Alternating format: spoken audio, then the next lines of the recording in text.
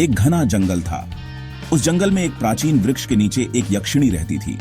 उसकी सुंदरता अपार थी। उसके रूप को देखकर सूरज भी शर्मा जाता था। उसकी आंखें गहरी और रहस्यमयी थीं।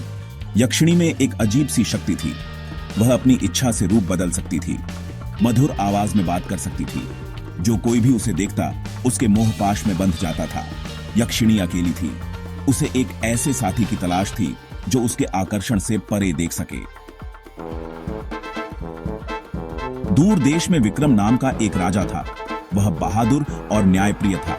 अपनी प्रजा से बहुत प्यार करता था, परंतु राजा को मोक्ष की प्राप्ति की इच्छा थी। राजा ने जंगल में एकांत कुटिया बनाई। वहां वह तपस्या में लीन हो गए। दिन रात भगवान का ध्यान करते। उनकी तपस्या से देवता भी प्रसन्न थे।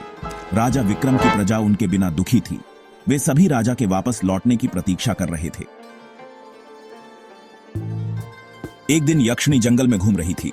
तभी उसकी नजर राजा विक्रम पर पड़ेगी।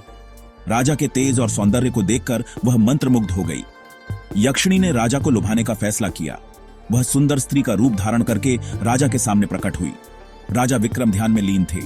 मधुर आवाज में स्त्री ने कहा, हे राजन, आप इतने दुखी क्यों हैं? मैं आपकी सेवा में हाजिर हूं।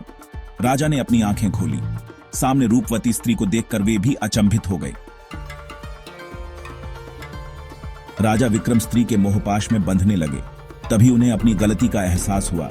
यह तो माया है। यह यक्षिणी है जो मुझे भटकाने आई है। राजा ने अपनी आंखें बंद कर ली।